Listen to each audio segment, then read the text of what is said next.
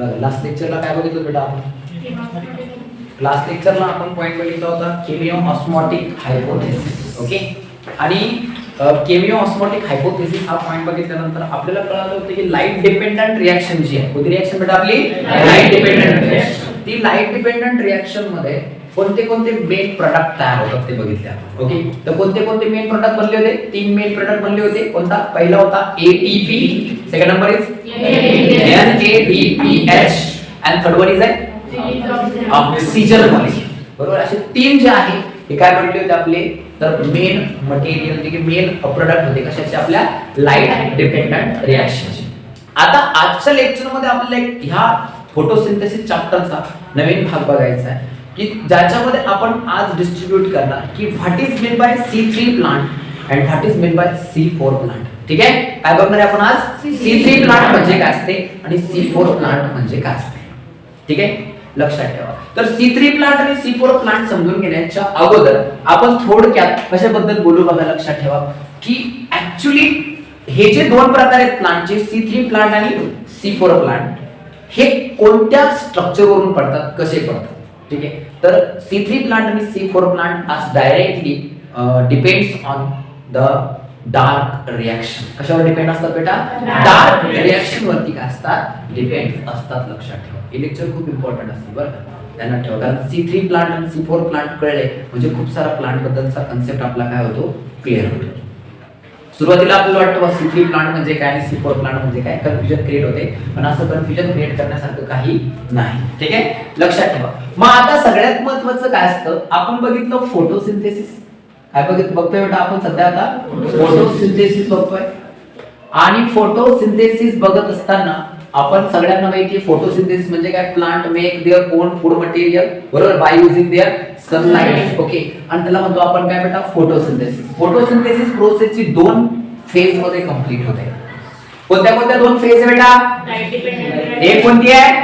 Light dependent reaction and another is a light independent reaction. इलाच अजून प्रेमानं आपण काय म्हणणार बेटा? Dark reaction. एवढं तर कळलं तुम्हाला?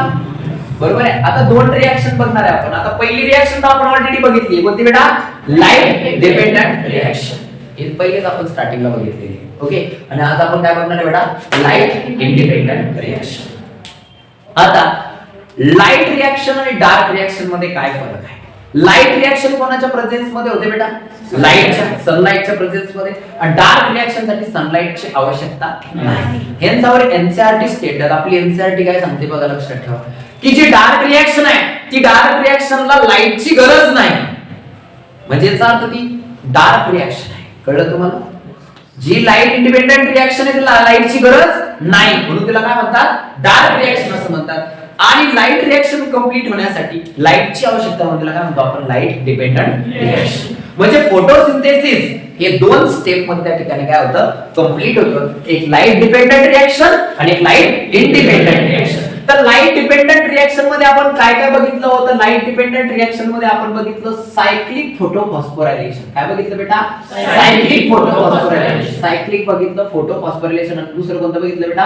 नॉन सायक्लिक बघितलं. Non cyclic photophosphorylation. आणि सायक्लिक फोटोफॉस्फोरायलेशन आणि नॉन सायक्लिक फोटोफॉस्फोरायलेशन मध्ये 3 प्रोडक्ट बनले. एक बनला ATP, एक बनला NADPH आणि एक बनला आपला रिलीज एटमॉस्फेरिक ऑक्सिजन. ऑक्सिजन काय झालाय? रिलीज झाला. एवढे प्रोडक्ट बनले होते, मान्य आहे तुम्हाला सगळ्यांना? आता याच्यापेक्षा इम्पॉर्टंट कन्सेप्ट काय ते बघा, लक्षात ठेवा. हे प्रोडक्ट तर बनलेच, पण आता डार्क रिएक्शन मध्ये काय आहे? तर हे प्रोडक्ट जे लाईट डिपेंडंट रिएक्शन मध्ये बनलेले आहे, हे प्रोडक्ट डार्क रिएक्शन मध्ये आपण काय करणार आहे? वापरणार आहे. काय करणार आहे? वापरणार आहे. लक्षात ठेवा, ही जी लाईट डिपेंडंट रिएक्शन होती हिला अजून प्रेमानं म्हणतो it is a photochemical reaction. काय म्हणतो आपण तिला?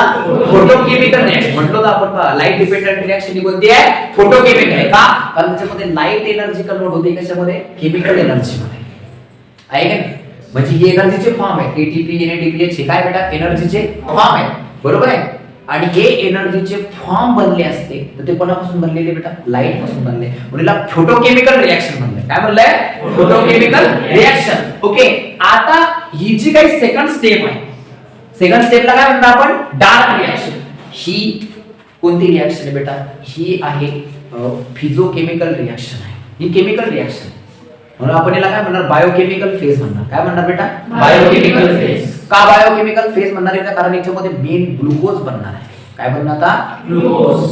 ग्लुकोज बनून बेटा लक्षात ठेवा. Is that clear? ग्लुकोज कसा बनते ते बघण्यात. ठीक आहे, it's the main phase for production of glucose molecule. आपण बघतोय ना, फोटोसिंथेसिस मध्ये ग्लुकोज बनतो, फोटोसिंथेसिस मध्ये काय बनतो? ग्लुकोज बनतो, फोटोसिंथेसिस मध्ये ग्लुकोज होतो. 3 वेळेस सांगितलं आपण, आहे का नाही? मग आता नेमकं फोटोसिंथेसिस मध्ये ग्लुकोज कसा बनतो ते बघणे आपल्याला. ठीक आहे, तर मग काय होतं बघा, लक्षात ठेवा. सुरुवातीला डार्क रिॲक्शन होते कुठं ते बघू पहिले. Where does dark reaction takes place? कुठं डार्क रिॲक्शन होते? तर डार्क रिॲक्शन होते बाळा स्ट्रोमा मध्ये. कुठं होते बेटा? स्ट्रोमा. आणि लाईट रिॲक्शन कुठं होते रे? ग्रॅम. म्हटलं होतं आपण थॅलाकॉइड मध्ये कोणती रिॲक्शन होती आहे? लाईट रिॲक्शन होती. ओके, आणि डार्क रिॲक्शन कुठं होती बेटा? स्ट्रोमा मध्ये. लक्षात आलं एवढं? आता काय होईल त्याच्यापेक्षा लक्षात ठेवा. लाईट इंडिपेंडेंट रिॲक्शनला नो सनलाइट, सनलाइटची आवश्यकता नाही. लक्षात ठेवा. म्हणजे आपण इन शॉर्ट मध्ये नोट्स देताना असंही लिहू शकतो डायरेक्टली. काय? Dark reaction not depends on, एनसीईआरटीचं वाक्य बरं काय? Not depends on light. Dark reaction ही लाईट वर डिपेंड नाही, बट डिपेंड्स ऑन कशावर डिपेंड्स आहे बेटा? Product of light reaction. बरोबर आहे का? Product of light reaction. या लाईट रिॲक्शनच्या प्रोडक्ट वरती ती डिपेंड आहे. समजतंय एवढं? लक्षात ठेवा.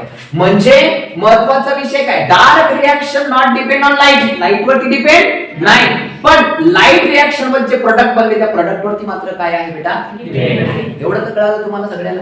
आता त्याच्यानंतरचा नेक्स्ट पॉइंट बघा काय सांगतो. आता अजून थोडासा इम्पॉर्टंट कन्सेप्ट आहे, काळजीपूर्वक लक्ष द्या सगळेजण. आता डार्क रिॲक्शन होताना सगळ्यात पहिले काय होतं, कोणत्या फेज होतात ते बघूया. सपोज कन्सिडर करा हे लीफ आहे. काय बेटा आहे? लीफ आहे. आणि लीफ मध्ये मेझोफिल सेल आहे. That is the mesophyll cell. ही कोणती सेल आहे बेटा? मेझोफिल. कन्सिडर करायला काय हरकत आहे का आपल्याला? ही काय बेटा कोणती सेल आहे आपली? मेझोफिल सेल आहे. आता मेझोफिल सेल मध्ये तुम्हाला माहिती आहे मेझोफिल सेलच्या आतमध्ये हा कोण आहे बेटा? आपला क्लोरोप्लास्ट आहे. डबल लेयर मेम्ब्रेन स्ट्रक्चर असतं क्लोरोप्लास्टचं. मान्य आहे तुम्हाला? क्लोरोप्लास्ट मध्ये हा कोण बेटा? आपला ग्रॅन. हा कोण आहे आपला? ग्रॅन आहे. थोडा मोठा काढायला पाहिजे आपण, पण असो कन्सिडर करायला काय हरकत नाही. तर आता काय होतं बघा, लक्षात ठेवा. सुरुवातीला या ठिकाणी जे काय प्रेझेंट असणार आहे दॅट इज द स्टोमॅटा. हा काय बेटा? स्टोमॅटा आहे. स्टोमॅटा सगळ्याला माहिती आहे काय? The porous nature present on the leaf that is called as stomata. आता काय होणार? Firstly dark reaction takes place होताना प्लांट काय करणार? Plant absorb atmospheric carbon dioxide. Absorb करणार बेटा ऍटमॉस्फेरिक कार्बन डायऑक्साइड. नाही का? काय म्हटलं की ज्या वेळेला प्लांटला डार्क रिॲक्शन करायची त्यावेळेला काय करेल? Plant absorb atmospheric carbon dioxide. Atmosphere मधून कार्बन डायऑक्साइड ऍक्सेप्ट करत through a pore present on the leaf. या लीफ वरती जे पोर प्रेझेंट आहे त्या लीफ मधून तो कार्बन डायऑक्साइड आतमध्ये काय करणार आहे? ऍब्सॉर्ब करेल. ओके, आणि दॅट पोर इज कॉल्ड ॲज स्टोमॅटा. त्या पोरला काय म्हणणार आहे? Stomata. Is that clear? Okay, मग आता काय म्हणणार? This stomata through carbon dioxide enter into the leaf and also dissolve in the कोणत्या सेल बेटा? Mesophyll cell. या मेझोफिल सेल पर्यंत कार्बन डायऑक्साइड आला and also diffuse into the chloroplast. कशामध्ये डिफ्यूज होऊन जाईल बेटा? क्लोरोप्लास्ट मध्ये डिफ्यूज होईल. चला आतमध्ये. त्याला जर आता काय सहज असतं काही लोकांचं भेटलं आतमध्ये घुसायला तर खूप मध्ये जायचं आहे का नाही? लक्षात ठेवा. इथं काय मग रस्ता भेटत गेला म्हटल्यानंतर जातच जाणार आहे ना. म्हणणे तुम्हाला नेहमी तुम्हाला सगळ्याला माहिती हाय कॉन्सन्ट्रेशन टू लो कॉन्सन्ट्रेशन. इकडे लो कॉन्सन्ट्रेशन CO2 आणि इकडे कॉन्सन्ट्रेशन कसं आहे? हाय. मग CO2 कसं जाईल बेटा?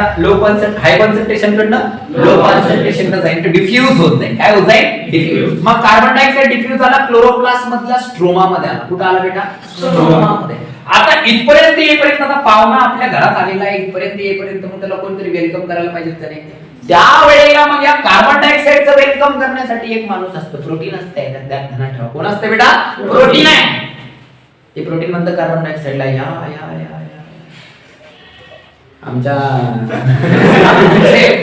या या या या वेलकम आहे बघून.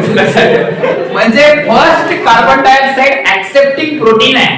काय बेटा? First carbon dioxide accepting protein, first carbon dioxide accepting enzyme इथं प्रेझेंट असतं. कुठं? स्ट्रोमा मध्ये प्रेझेंट आहे. ते काय म्हणतं कार्बन डायऑक्साइडला? या या या. ठीक आहे, लक्षात ठेवा. ते गाणं आहे ना, लक्षात ठेवा. तर कसं आहे, कार्बन डायऑक्साइडला वेलकम करण्यासाठी या ठिकाणी प्रोटीन प्रेझेंट आहे. That protein is nothing but, त्या प्रोटीनला काय म्हणतात? RUBP किंवा मग त्याचं निकनेम आहे रुबिस्को. काय बेटा? रुबिस्को नावाचं प्रोटीन, दॅट इज एन्झाइम. हे काय आहे? एन्झाइम आहे. लक्षात ठेवा. आणि एन्झाइम काय बेटा? लक्षात ठेवा. Ribulose 1,5 bisphosphate carboxylase oxidase. काय नाव आहे त्याचं? काय नाव बेटा? Ribulose 1,5 bisphosphate carboxylase oxidase. काय? Ribulose 1,5 bisphosphate carboxylase oxidase. Ribulose 1,5 bisphosphate carboxylase oxidase. काय? Carboxylase oxidase. ओके, हे जे प्रोटीन आहे, हे जे एन्झाइम आहे, that enzyme it is a 5 carbon containing. किती कार्बनचा असणार बेटा? 5 कार्बन कंटेनिंग आहे. Okay, rubisco is a 5 carbon containing आहे. and that 5 carbon containing enzyme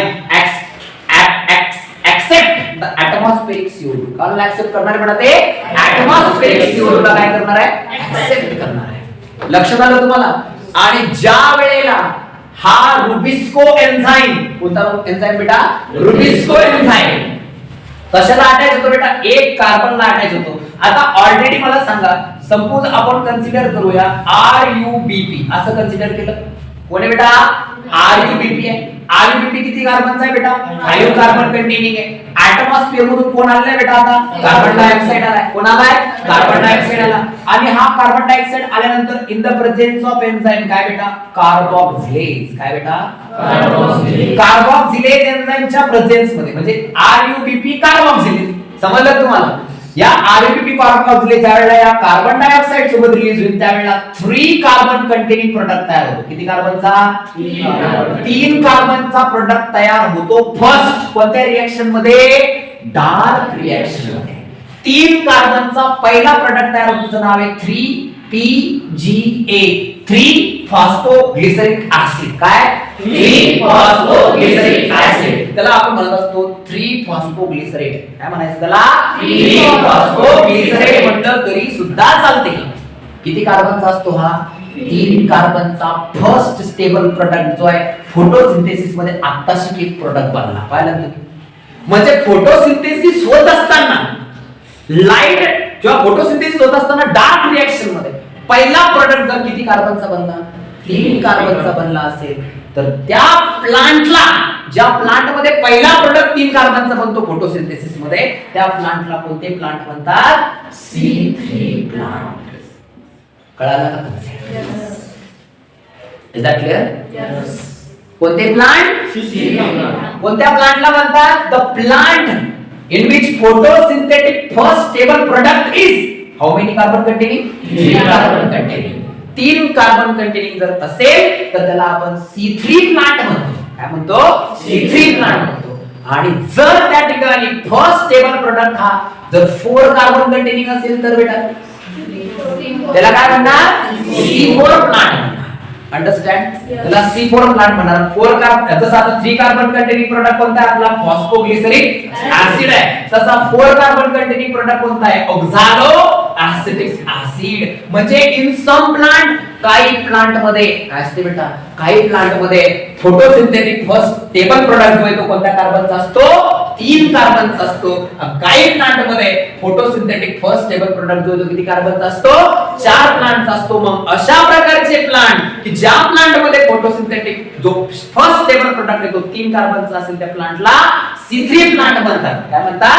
C3 plant म्हणतात. आणि अशा प्रकारचे प्लांट की ज्यांच्यामध्ये 4 कार्बन कंटेनिंग ऑक्झॅलो ऍसिटिक हा फर्स्ट स्टेबल प्रोडक्ट असतो, त्यांना आपण काय म्हणतो बेटा, C4 प्लांट असं म्हणतो. लक्षात आलं? कळलं तुम्हाला? Okay, is that clear now? आता महत्वाचा विषय काय बघा, C4 प्लांट कळले, C3 प्लांट कळले, पण हे कळताय कशावरून? ज्या वेळेला कोणती रिएक्शन होती बेटा? Dark reaction. मग ही डार्क रिएक्शन सगळ्यात पहिले कोणत्या सायंटिस्टने शोधली आहे? वो कौन सा साइंटिस्ट है जिसने इसको डिस्कवर किया? तो डॉक्टर मेल्विन कैल्विन. क्या नाम बेटा उसका? डॉक्टर मेल्विन कैल्विन नाम है उनका. ठीक है, उन्होंने इसको डिस्कवर किया, that is called as Calvin cycle. त्याच्यामुळे डार्क रिएक्शन शिकताना डार्क रिएक्शनला आपण नॉर्मली काय म्हणतो बेटा? कैल्विन सायकल असं सुद्धा म्हणतो. समजलं तुम्हाला? मग ही किती रिएक्शनची नाव किती वेळा येईल? लाईट इंडिपेंडंट रिएक्शन, अजून डार्क रिएक्शन. कोणा शोधली? Doctor Melvin kelvin. ओके, त्यांनी शोधली, त्याच्यामुळे तिला काय म्हणणार अजून? Calvin cycle. आणि अजून तिच्यामध्ये पहिला स्टेबल प्रोडक्ट किती कार्बनचा आहे? 3 कार्बनचा आहे, म्हणून तिला C3 पाथवे म्हणतात. काय म्हणतात? C3 pathway. ध्यानात राहील का? काय काय लक्षात राहील? लाईट इंडिपेंडंट रिएक्शन, तिला नॉर्मली काय म्हणतात? डार्क रिएक्शन, कारण तिला लाईटची गरज नाही, म्हणून तिला काय म्हणणार आपण? Dark reaction. आणि नंतरचा विषय काय म्हणणार आपण? डार्क रिएक्शन जी कोणा डिस्कवर केली आहे? Doctor Melvin Calvin. त्याच्यामुळे तिला नाव काय म्हणणार बेटा आपण? Calvin cycle. त्याच्यामध्ये फर्स्ट स्टेबल प्रोडक्ट किती कार्बनचा असतो? 3 कार्बनचा. याचं is called as C3 pathway. कळालं? आणि याच्यावरून first stable product of the photosynthesis वरून प्लांटचे किती पार्ट पडतात? 2 पार्ट. एक कोणता? C3 प्लांट आणि एक कोणते? C4 plant. समजलं तुम्हाला? जर फर्स्ट स्टेबल प्रोडक्ट जर 3 carbon containing phospho glycerine acid असेल तर तो C3, आणि जर ऑक्झॅलो ऍसिटिक असेल तर तो C4. ऑक्झॅलो ऍसिटिक ऍसिड हे जे फर्स्ट स्टेबल प्रोडक्ट असते हे ऍक्च्युअली झिरोपॅटिक प्लांट मध्ये असते. झिरोपॅटिक म्हणजे काटेरी वनस्पती. ठीक आहे, कारण त्यांना थोडं फोटोसिंथेसिस त्यांचं वेगळं असतं. का? काटेरी वनस्पती हे डेझर्ट प्लेस मध्ये आढळतात. आपल्याला माहिती आहे सगळ्या. डेझर्ट म्हणजे तिकडे पाणी खूप जास्त असते, हे पाण्याचं वळवंट्यामध्ये असतं, भल्या भल्या मोठे आहे हे पाणी, हे मोठे पाणी. काय असते तिकडे? पाण्याची कमतरता असते. आणि आपला हा जो लीफचा स्टोमॅटा असतो की नाही, हा स्टोमॅटा नेहमी काय करतो बेटा? पाण्याचं सुद्धा काय करतो? वेपर्स फॉर्म मध्ये काय करतो? वॉटरला लॉस करतो. ट्रान्सपिरेशन रेट जास्त असते, याला ट्रान्सपिरेशन म्हणतात. कशाला? Loss of water. काय? Loss of water in the vapour from through the stomata is called as transpiration. काय म्हणतात? ट्रान्सपिरेशन. आता जर कधी डेझर्ट प्लेस मधले झाडं जर पाहिले तुम्ही, तर उन्हामध्ये काय होतील? ते तपतील ना. ते उन्हामध्ये जास्त तपले तर तुम्ही पाहिले, तुम्ही तपले कधी उन्हात? तुम्ही उन्हात तपल्यावर काय बाहेर निघते? घाम, स्वेट. अजून काय निघते बाहेर? काय निघते? लक्षात ठेवा, निघतच नाही. नुसताच काय? घाम येते तुम्हाला. म्हणजे जसं आपण वॉटर लॉस करतो टेम्परेचर मेंटेन करण्यासाठी, तसं प्लांटला सुद्धा वॉटर लॉस करावं लागते. मग हे जे डेझर्ट प्लेस मधले जे काय असतात बेटा? प्लांट असतात. हे डेझर्ट प्लेस मधले प्लांट आहे, हे काय करतात? दिवसा टोमॅटो ओपन करत नाही. का? दिवसा टेम्परेचर कसं असतं? जास्त असतं है ना. जेव्हा दिवसा टोमॅटो ओपन करत नाही, हे रात्रीच्या वेळेला टोमॅटो ओपन करतात. काय करतात? रात्रीच्या वेळेला काय करतात? टोमॅटो ओपन करतात. त्याच्यामुळे यांचा जो फोटोसिंथेसिसचा मेकॅनिझम आहे थोडासा चेंज असतो. ओके, आणि हा जो फोटोसिंथेसिसचा मेकॅनिझम थोडा चेंज बेटा, त्याच्यामुळे त्या ठिकाणी पहिला स्टेबल प्रोडक्ट जो कोणता बनतो? ऑक्झॅलो ऍसिटिक ऍसिड हा बनतो. लक्षात ठेवा. याच्याबद्दल थोडंसं डिस्कस करणे आपल्याला, पण एकदम काय डीप मध्ये बघायचंय पुढे समोर. पण एवढ्यापर्यंत लक्षात आलं का? मला तेवढं सांगत नाही. एवढं कळालं ना? इथपर्यंत क्लिअर झालाय कन्सेप्ट? ओके, मग इथं 1-2 नीटचे सुद्धा कन्सेप्ट आहे. कोणते नीटचे कन्सेप्ट येतात बघा, लक्षात ठेवा. सगळ्यात महत्त्वाचा नीटचा कन्सेप्ट असा येणार या ठिकाणी. 2 क्वेश्चन आतापर्यंत विचारले गेले त्या पॉइंटवरती. काय? Which of the following is the largest protein? Largest amount of protein in the world. जगामध्ये सगळ्यात जास्त प्रोटीन कोणतं प्रेझेंट आहे? एक हा जो एमसीक्यू आहे तो विचारला गेला भरपूर वेळ की जगात सगळ्यात जास्त, वर्ल्ड मध्ये सगळ्यात जास्त प्रोटीन कोणतं? कोणतं आहे बेटा? रुबिस्को. कोणतं आहे? रुबिस्को प्रोटीन आहे. किती वर्ल्ड मध्ये कसं आहे? जास्त, सगळ्यात जास्त वर्ल्ड मध्ये. Okay, is that clear? Okay, आणि सेकंड नंबरची कंडिशन असं आहे, which of the following is the first carbon dioxide fixing enzyme. Carbon dioxide atmosphere मधून फिक्स करणार म्हणजे वापस घेणार जे काही एन्झाईम आहे ते कोणतं आहे? तो कोणता आहे बेटा? रायबोलोज 1,5 bis phosphate carboxylase oxidase. His nickname is Rubisco. काय बेटा त्याचं निकनेम? रुबिस्को. निकनेम आहे त्याचं, लक्षात ठेवा. काय झालं? बरोबर आहे ना? मी काय दिलं? रुबिस्को. काय बेटा त्याचं नाव? रुबिस्को. निकनेम मध्ये घोळ होत असतो ना घरी. तुम्हाला बघा तुमचे कसे सोन्या मोन्या बंटी बबली अजून रे चकी अजून रे गोल्या अजून रताळ्या. हे तुमचे काय आणि यांना ताई म्हणतात. ताई, दीदी, अक्का. नाही ठीक आहे. कळालं केवढं आहे? एवढा क्लिअर झालाय कन्सेप्ट? लक्षात ठेवा. आता एवढाच आपण आज बघणार आहे. महत्वाचा विषय मला फक्त एवढं 3 कन्सेप्ट क्लिअर करायच्या होत्या. काय काय क्लिअर करणं होतं की कोणतं एन्झाईम हे गरजेचं आहे. ठीक आहे. सगळ्यात पहिले कार्बन डायऑक्साइड फिक्स करण्यासाठी गरजेचं कोण आहे? रुबिस्को गरजेचं. कळाला?